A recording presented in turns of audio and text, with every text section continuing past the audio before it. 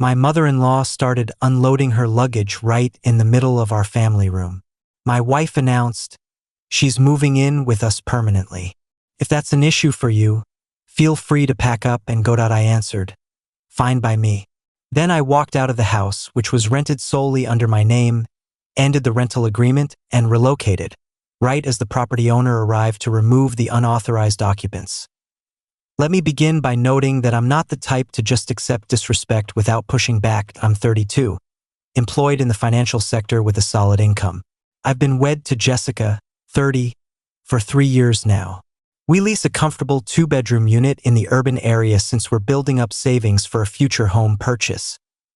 The rental contract is solely in my name due to Jessica's past credit problems when we first cohabitated.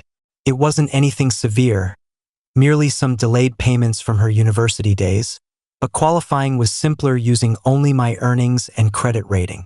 She contributes half the monthly rent to me, and we divide the bills for services. Fairly typical arrangement. Jessica's mother, Patricia, is quite a character.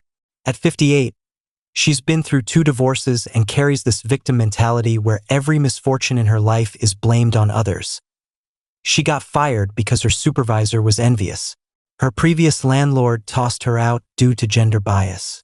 She struggles to secure new housing because society discriminates against unmarried females. You see the pattern. Over the last year, Patricia has been drifting between her siblings' home and various acquaintances' sofas. She always spins some tragic tale about why her current spot isn't working out. The sibling has a drinking problem, the friends are exploiting her spine aches from the uncomfortable sleeping arrangements. Classic emotional blackmail techniques. Jessica experiences guilt over her mother's circumstances, which I could relate to somewhat.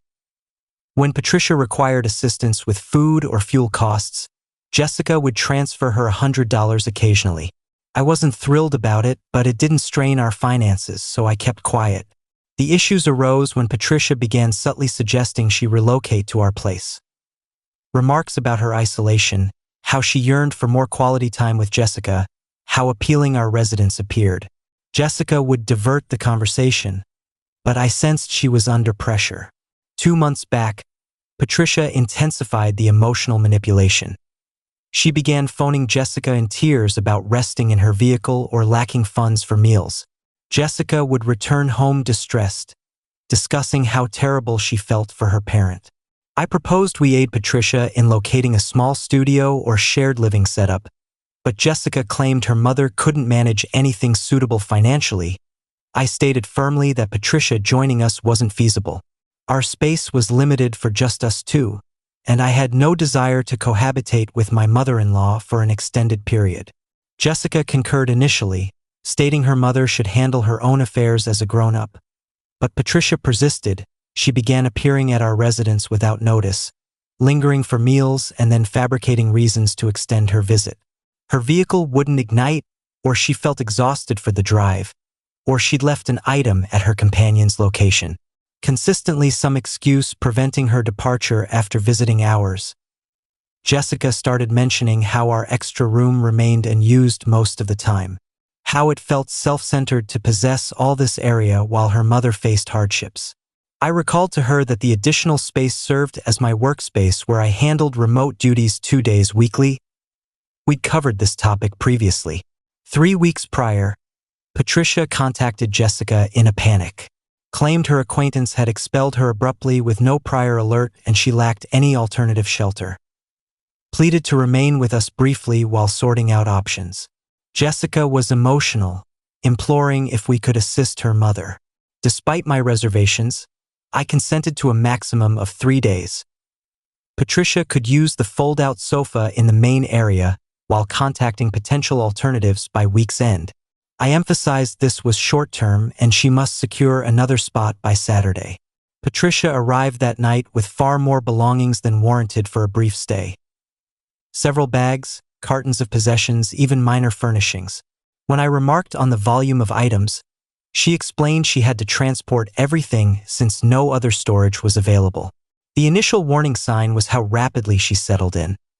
She shifted the main room setup, relocated our items to accommodate hers, began preparing meals in our cooking area as if she'd resided there forever. When I noted she should focus on seeking other accommodations, she mentioned she was dialing contacts, but nothing had materialized yet. The third day passed without any indication of Patricia departing. When I inquired about her efforts, she stated the housing market was challenging and she required additional time. Jessica supported her, arguing we couldn't abandon her mother homeless. I reiterated to both that this was meant to be fleeting. By week's conclusion, Patricia had fully dominated the main area. Her garments scattered about, she'd adjusted the furnishings to her liking, and our side table was cluttered with her pills and knickknacks. Returning from the office felt like entering a stranger's domain. Patricia also began behaving as though her residency was ongoing. She opined on my food choices, faulted my dishwasher loading method, informed Jessica my television volume was excessive. When I highlighted her guest status, she countered that relatives shouldn't create feelings of exclusion. During the second week, I drew a firm line. Informed Jessica her mother must depart by the upcoming Sunday or I'd reach my limit. The unending company of an extra individual in our compact quarters was overwhelming me, and Patricia's demeanor worsened each day. Jessica requested extra time, asserting her mother was diligently searching but all options were overpriced or in unsafe districts. I recommended Patricia explore subsidized lodging or co-tenants, but Jessica deemed that impractical for a person of her mother's years. That weekend, Jessica and Patricia scouted rentals jointly. They returned reporting that all viewed units were either too costly, too cramped, or in zones Patricia deemed risky. Jessica appeared anxious and remorseful, and Patricia amplified her woe-is-me act. Monday dawn, I arose to Patricia preparing a meal in our cooking space at 6 a.m. When I questioned her early rise, she explained she was packing Jessica's midday meal for her job. As that's a maternal duty, I noted that Jessica is capable of preparing her own food. Patricia became protective, stating she was merely attempting to assist during her stay in our residence, that it's instinctive for her to nurture her child. I clarified she wasn't residing here. She was supposed to be locating her own dwelling. That's when she revealed the surprise. Stated Jessica had assured her she could remain indefinitely since kin support one another, that I ought to endorse my spouse's choice to aid her parent rather than being possessive about territory. I promptly phoned Jessica at her workplace to verify what she'd truly conveyed. Jessica confessed she'd permitted her mother an extended stay but insisted she believed I approved since I'd remained silent for 14 days. I refreshed her memory that I'd been probing about Patricia's exit daily, that we engaged in a massive dispute that evening. Jessica labeled me as unfeeling and lacking comprehension of familial devotion. I responded that I grasped family concepts but distinguished between brief aid and permitting indefinite residency without consultation. Patricia overheard the entire clash from the main area and interjected, claiming she hated causing issues but had no alternatives, that she'd exhausted all avenues and this was her sole recourse. Jessica began weeping and I recognized I was losing ground. The following day, I discovered Patricia rifling through our correspondence. When I demanded an explanation, she said she was checking for a shipment she'd directed there. I informed her she lacked authority to handle our mail and certainly shouldn't route deliveries to our address sans approval. She adopted a defiant tone, saying she was simply being practical and I was overreacting. That typical folks don't object to relatives assisting with minor chores like organizing letters. I declared she wasn't a relative. She was an overstaying visitor who'd exceeded her invitation. Jessica arrived to find us debating and instantly sided with her mother, accused me of being harsh and irrational, and that Patricia was only attempting to contribute. I explained that examining another's mail uninvited isn't contributing. It's breaching confidentiality. That's when Jessica unleashed her own revelation, declared perhaps Patricia should simply reside here ongoing since she evidently couldn't finance independent living, that we possessed the capacity and it would resolve all concerns. I gazed at her as if she'd gone mad. I informed Jessica no scenario existed where her mother would cohabitate indefinitely, that I'd never consented and refused to endure my mother-in-law forever. Jessica charged me with self-centeredness and asserted that wedded pairs compromise for relatives. The conflict intensified, with Jessica alleging I lacked concern for her or her kin. Claimed a decent spouse would desire to support his partner's parent during hardship. I countered that a decent partner wouldn't surprise her spouse with lasting visitors sans dialogue. Patricia lounged on the sofa throughout this quarrel, appearing satisfied as if relishing our discord. When Jessica wept, Patricia inserted herself, stating she never intended disruption, but occasionally kin must sacrifice for kin. I retired furious and awoke Thursday to discover Patricia had introduced additional items into our main space. Not merely personal effects but furnishings, as if establishing a lasting setup. When I queried the source, she mentioned an acquaintance had delivered them. That night, I conveyed to Jessica this had escalated excessively. Patricia was evidently intending permanent occupancy despite my protests, and our modest unit couldn't sustain 3 grown-ups long-term. Jessica replied her mother merely sought stability and comfort. Friday dawn, I descended to find Patricia restructuring our kitchen storage. She'd relocated our plates to alternate levels and revamped everything to her tastes.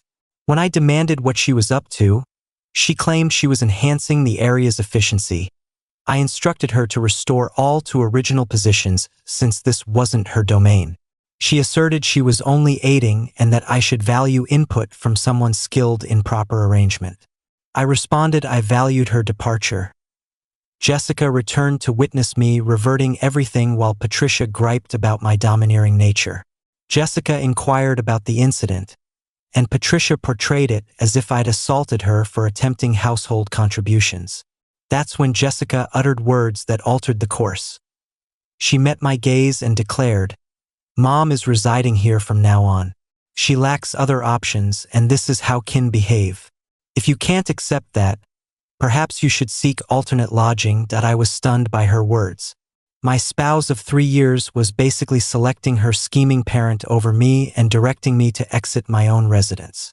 The residence I funded, the contract I endorsed, the spot I'd occupied for 2 years prior to Patricia's arrival, I observed both awaiting my concession and remorse. Patricia with her triumphant look as if she'd triumphed. Jessica with folded arms as if challenging further dispute.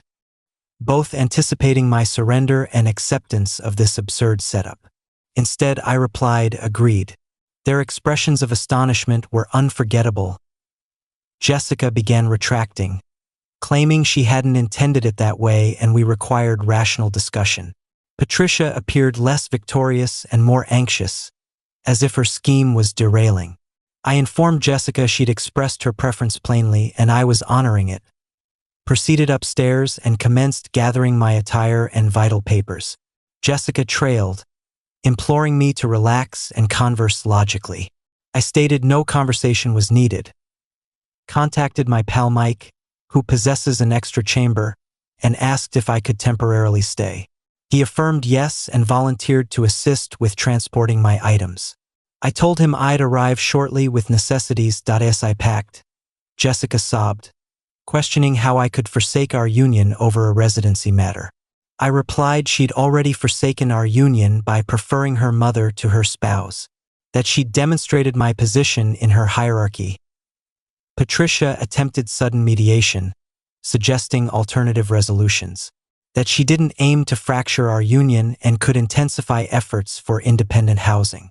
Far too delayed, Madam. I completed packing and approached the exit. Jessica was in tears, inquiring my destination and return time.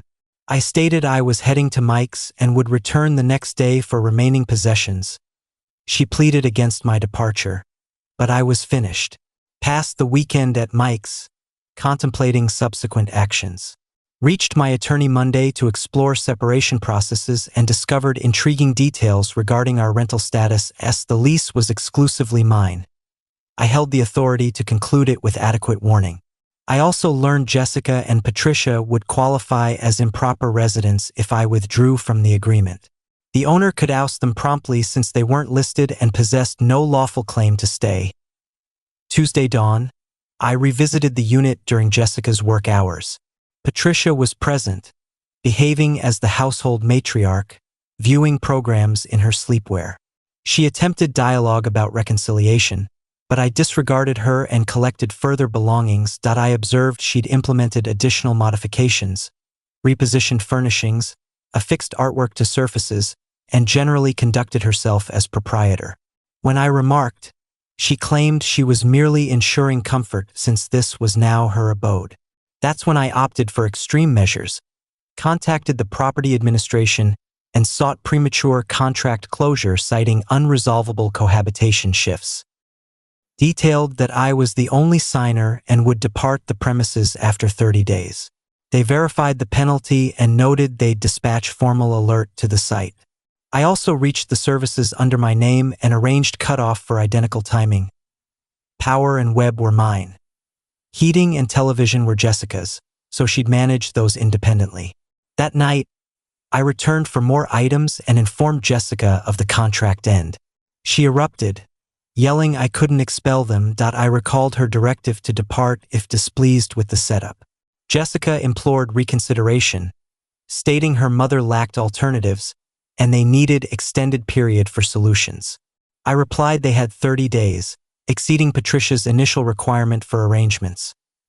Patricia interjected, accusing me of spitefulness and brutality for penalizing them over familial efforts.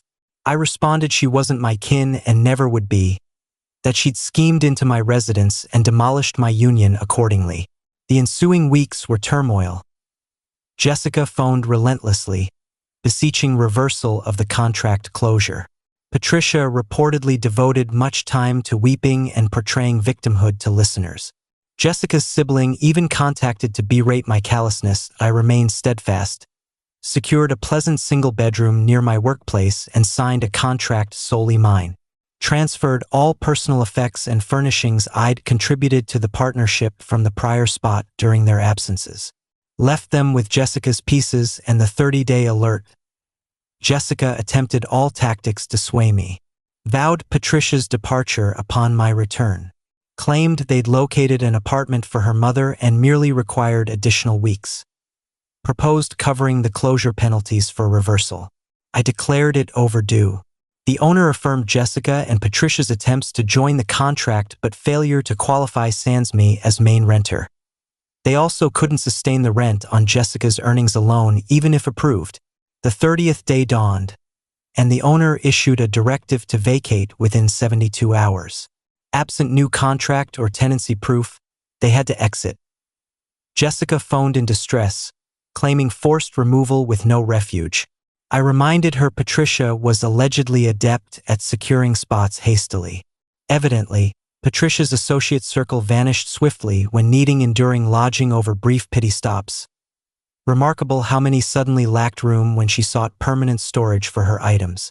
Jessica temporarily relocated to her sibling, while Patricia joined her alternate offspring in another region.